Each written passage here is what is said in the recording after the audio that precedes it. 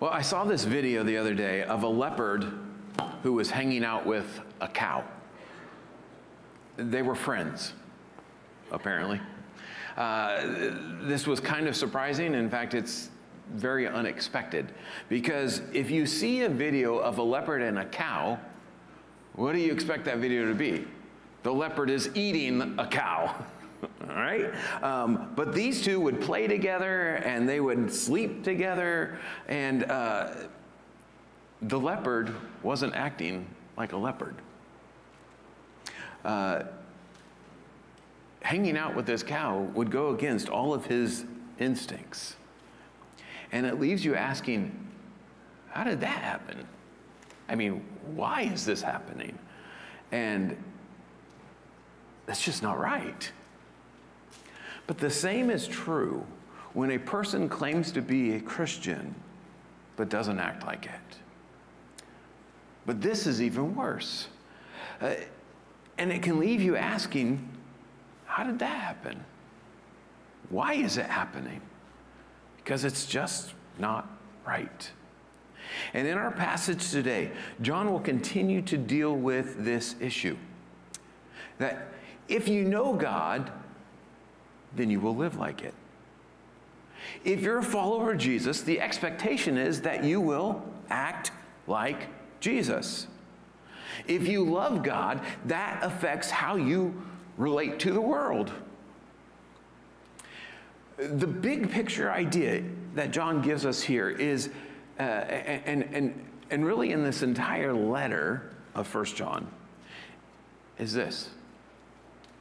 This is who you are. So live like it.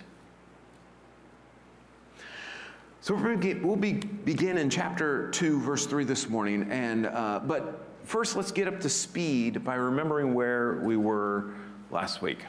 In the previous verses, John confronted the delusion or the lies, the false ideas of people who claim to have fellowship with God, who is light, while living in darkness, in the darkness of ongoing habitual sin, but who also claimed that they didn't sin. He also explained the right attitude towards sin, or the right understanding of sin. He explained that a person who knows God will think rightly about their sin. And so those who have fellowship with God don't live in ongoing habitual sin. But they still do sin, because we all do. But when they sin, they confess it to God, acknowledging that it was wrong, and God forgives them based on Jesus' death, which paid for their sin and allows for the continued fellowship with God.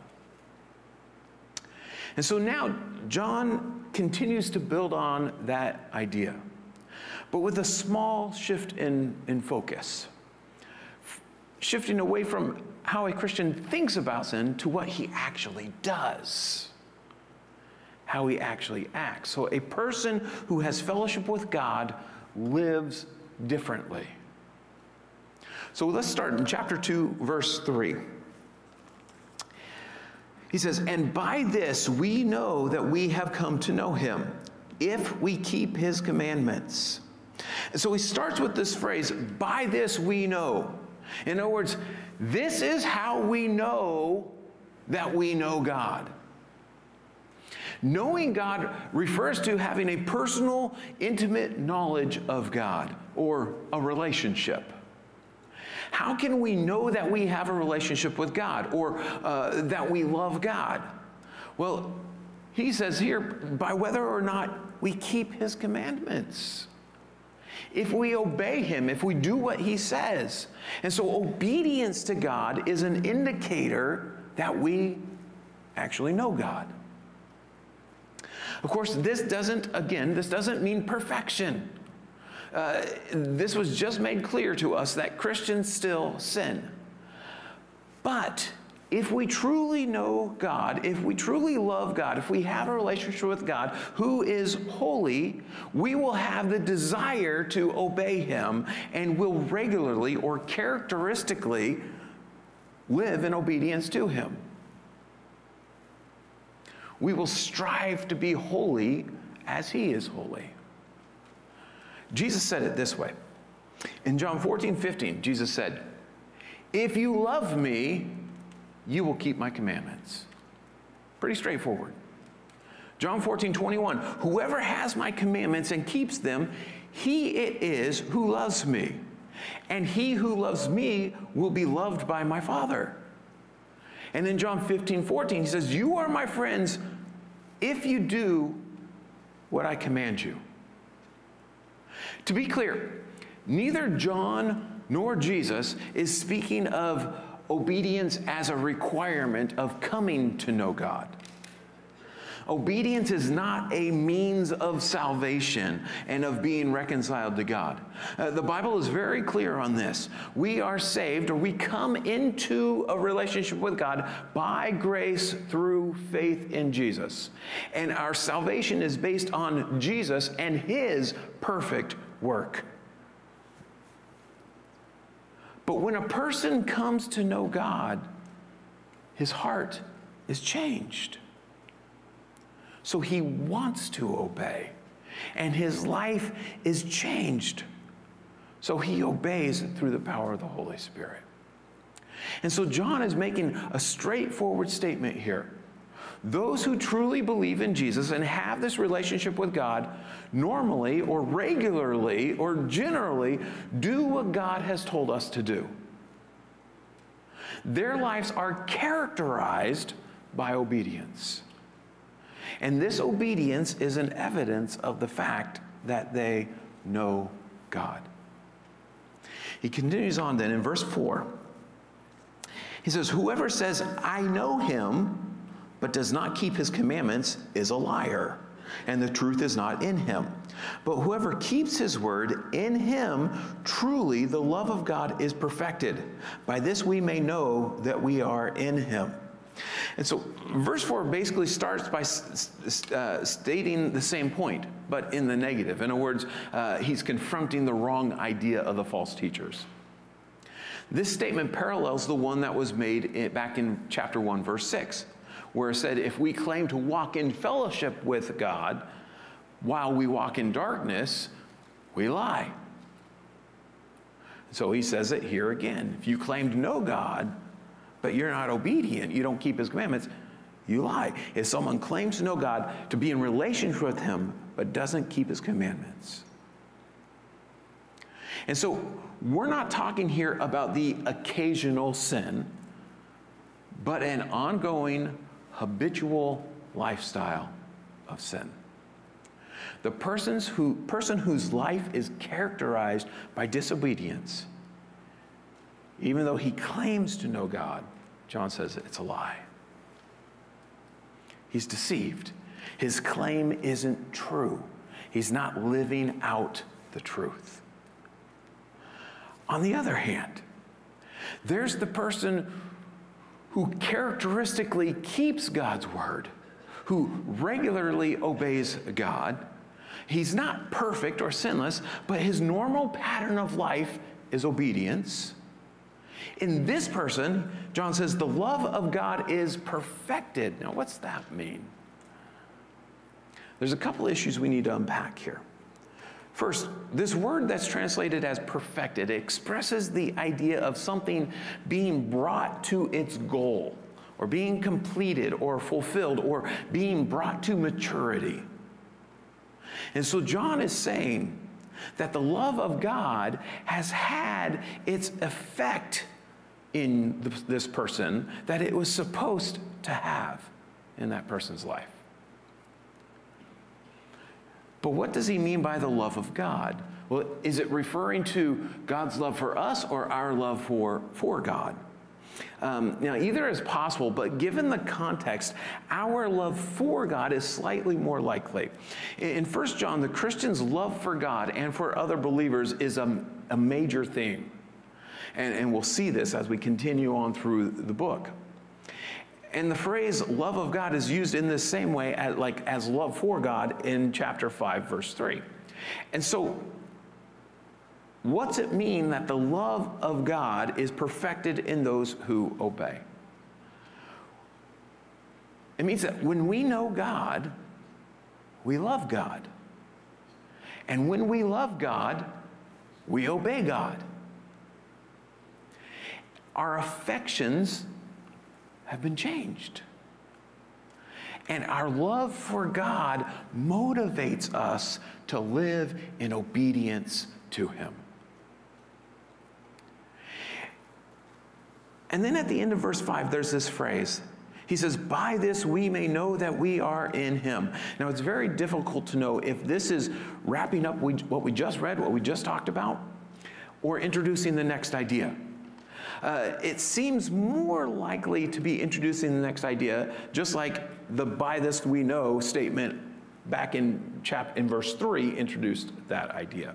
But either way, John is again saying that there is evidence in the life of true believers that they know God. And so he continues on then in verse 6. He says, whoever says he abides in Him ought to walk in the same way in which He walked. So first, what does it mean to abide in God? This word abide, it means to remain, or to stay, or to dwell. In other words, it means to live. And so this person is claiming to be in relationship with God, to live in relationship with God. They're claiming to be a Christian. And so John says that if it's true that someone is a Christian, what will he do? He'll live like Jesus. Now, he says this person ought to walk in the same way as Jesus, or live in the same way. This English word ought can give us the wrong impression.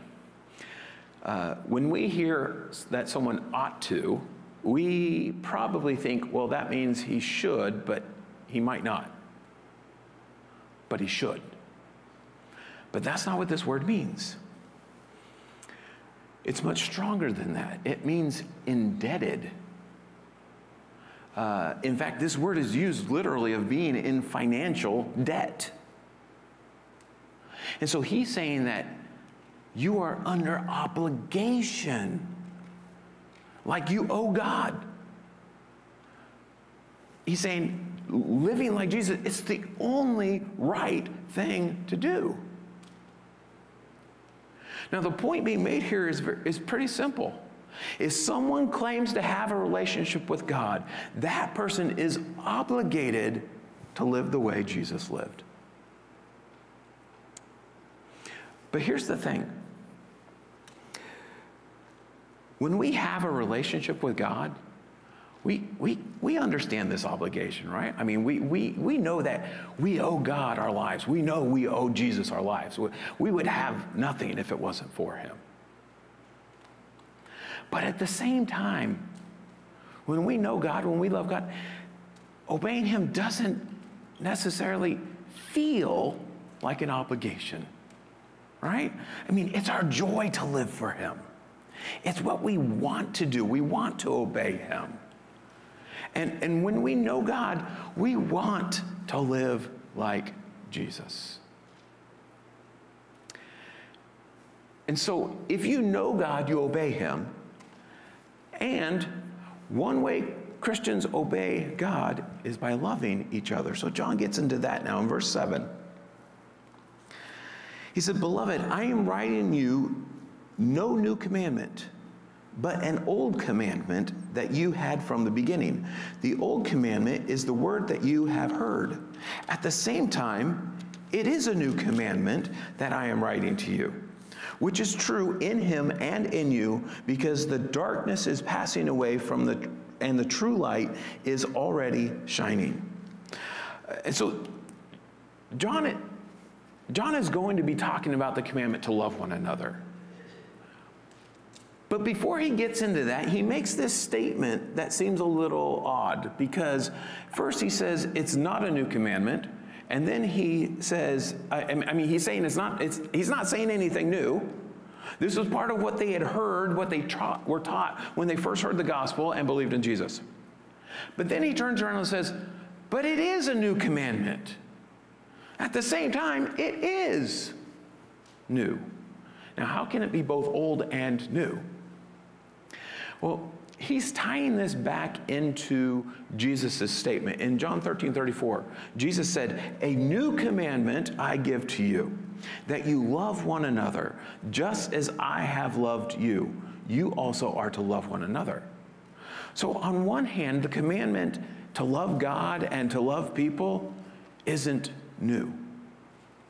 I mean, it's old. It's even in the Old Testament. On the other hand, Jesus fulfilled this commandment, and he expounded or expanded our understanding of what it means to love. And Jesus made this commandment new in that sense. And so it's both old and new. But we as followers of Jesus are to love each other the way that Jesus loved us. That's huge, because that is perfect love. This is a self-sacrificial love. This is love that might even cause you to lay down your life for the good of others. But then John says something else about this new commandment. He says that it's true in him and in you. He's saying that this command, this real love, is expressed in Jesus and in his followers. You see, the gospel has changed believers' lives. They used to live in darkness, in the realm of sin, where sin rules the day, but that rule of sin, John says, is passing away. And the true light, or Jesus, is shining. You see, Jesus is outshining the darkness. He's conquered sin, and the kingdom of sin is fading. But Jesus is shining. His kingdom is increasing, and he is changing people's lives. And this truth is evident when believers become more and more like Jesus. We continue on verse 9. He says, "Whoever says he is in the light and hates his brother is still in darkness. Whoever loves his brother abides in the light, and in him there is no cause for stumbling. But whoever hates his brother is in the darkness and walks in the darkness, and does not know where he is going, because the darkness has blinded his eyes." And so now we get to the commandment to love one another. But he starts with those who aren't actually obeying it. He says, anyone who says he's in the light, in other words, anyone who says he's a follower of Jesus or has a relationship with God, but hates other believers, brother here refers to other believers, but hates other believers, this person is in darkness, still in darkness. Now remember earlier, John said that if you claim to know God but walk in darkness, you don't know him. Well, now we see an example of walking in darkness. What is it? Hating other Christians. And so if you hate other believers, you are living in sin. You are living in darkness. To claim to have a relationship with God and to hate another Christian is completely incompatible.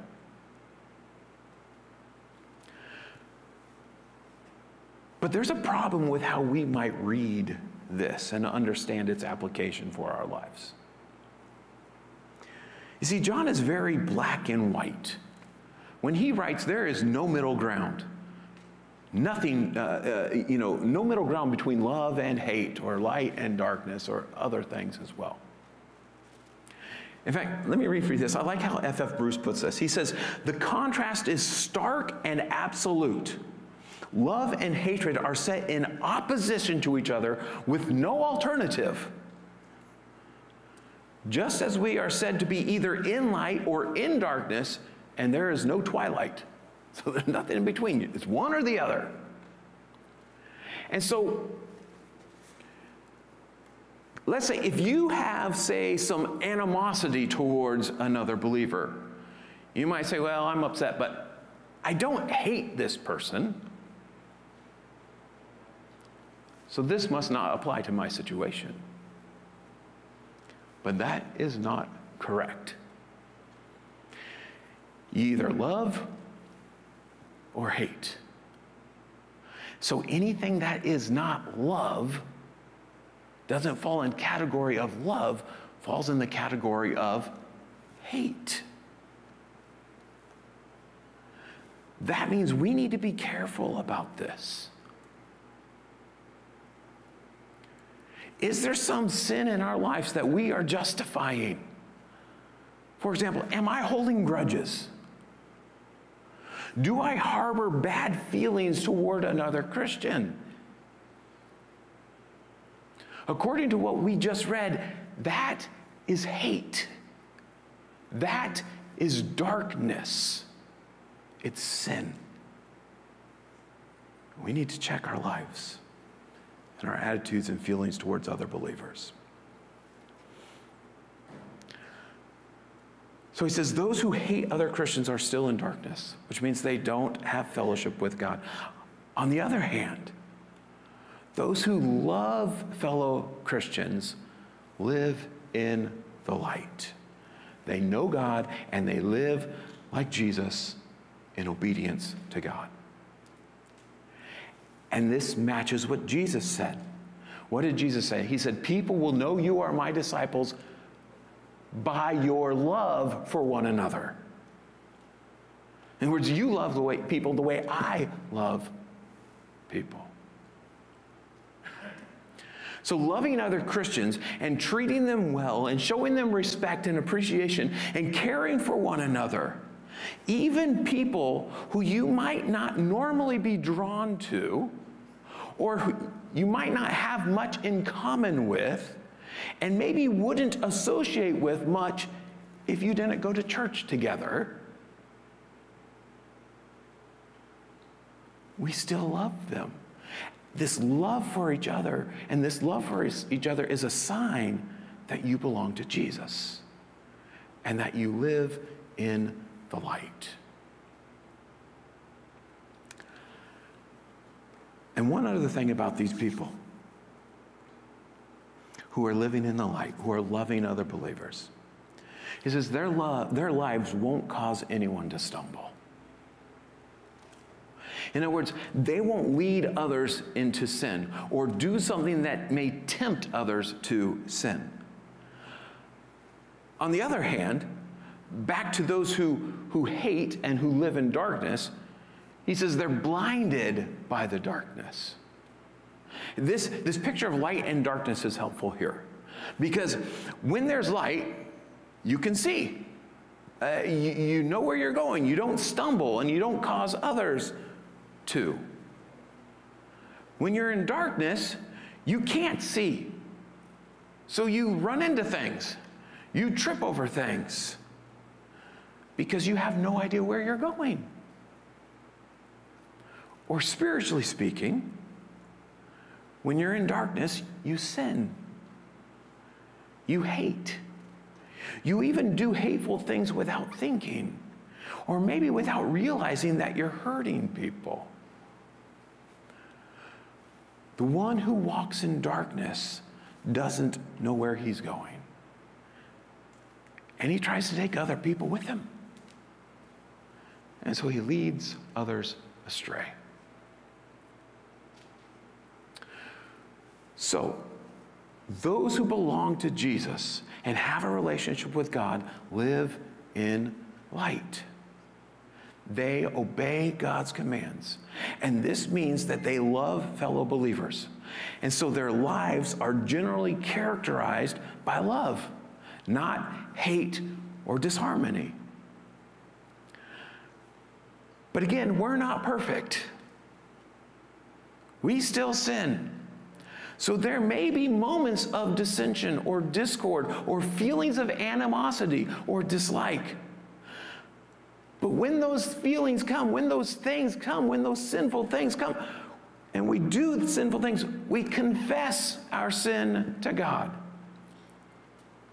And if we've hurt someone, well, maybe we need to go apologize to that person too.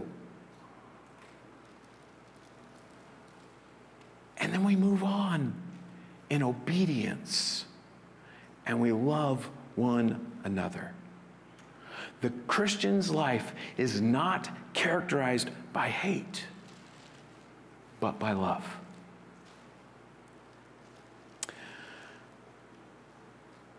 But now John tells us, speaking of love, John says that those who love God don't love the world. We'll see what that means. Look at verse 12.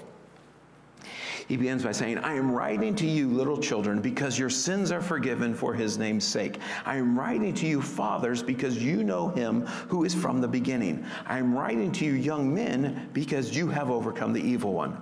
I write to you, children, because you know the Father. I write to you, fathers, because you know him who is from the beginning. I write to you, young men, because you are strong, and the word of God abides in you, and you have overcome the evil one.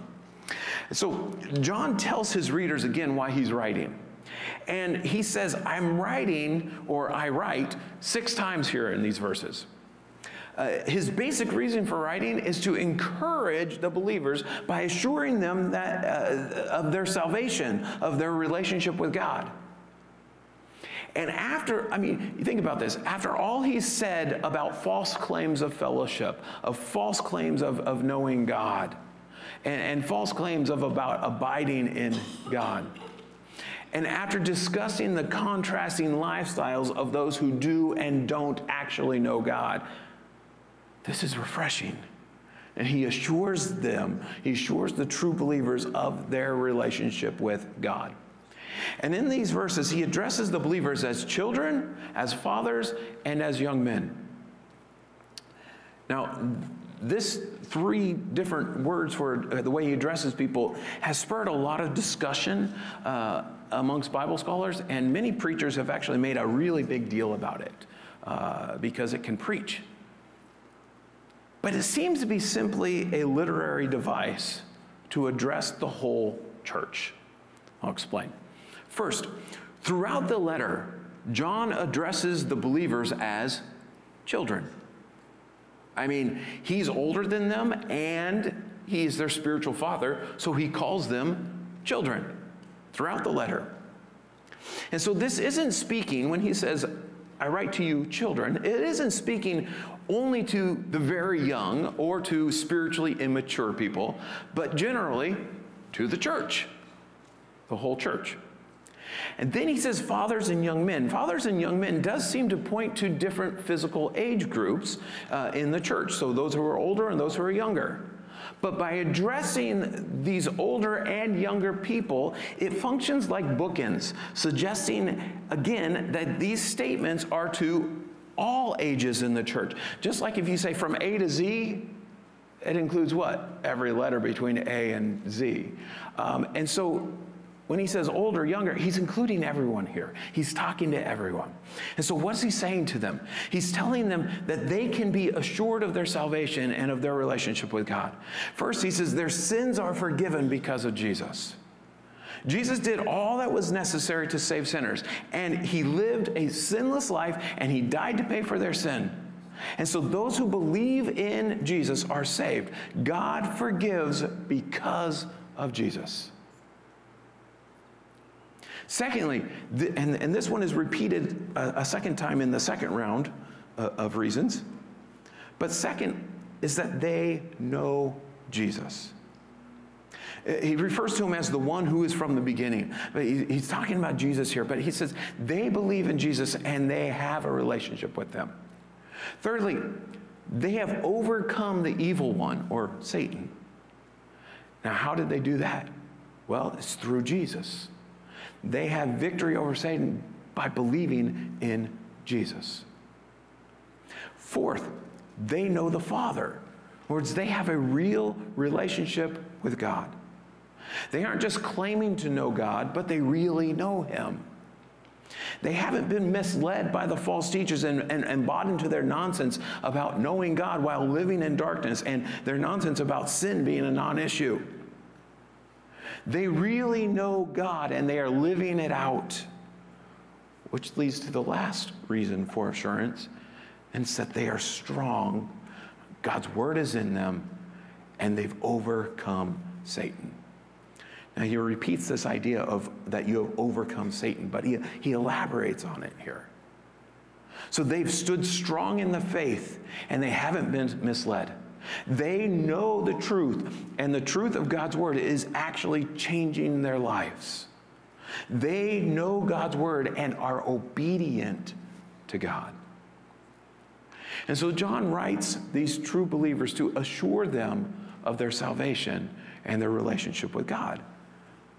But he continues on, verse 15. He says, do not love the world or the things in the world. If anyone loves the world, the love of the Father is not in him. So he's just assured them that they know God. And so now he encourages them to live right as God's people. See, as the people of God, as people who know Jesus, they are to live like it.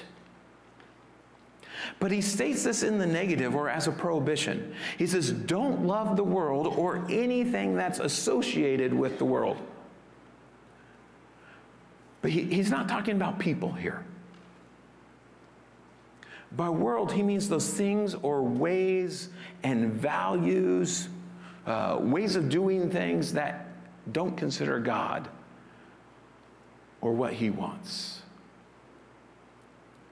And so Christians, those who have fellowship with God, are not to be attached to or devoted to or to have affection for these worldly things and ideals. But why? It's because loving the world and loving God are incompatible. They're at odds with each other. They don't fit together. They don't work together. You can't love both. You can't be devoted to both. And he'll explain why. Look at verse 16. He says, for all that is in the world, the desire of the flesh and the desires of the eyes and pride of life is not from the Father, but is from the world.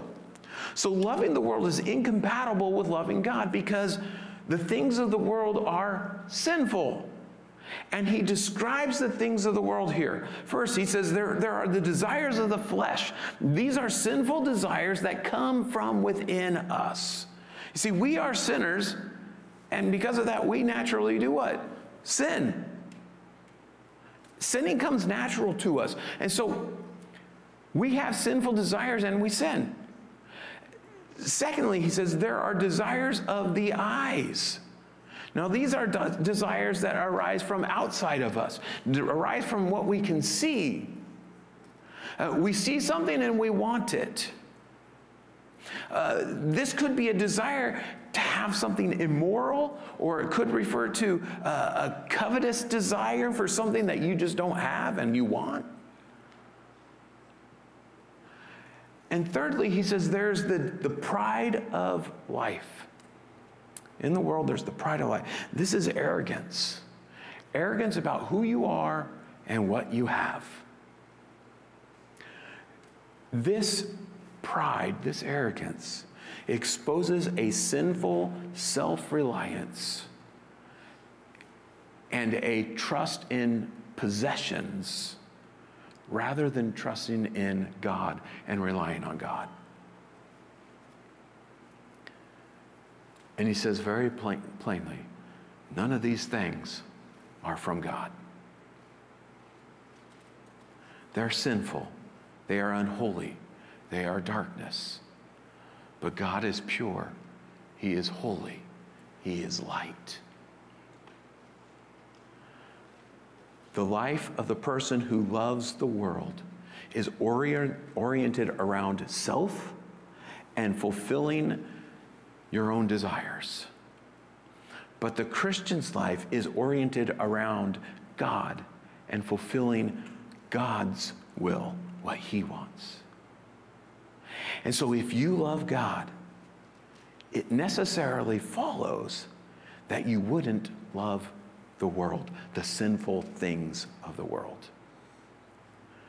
But you love the ways of God, and you live to do his will and to please him. And then verse 17, he says, and the world is passing away along with its desires, but whoever does the will of God abides forever. Now, this is another reason to not love the world. The things of this world won't last.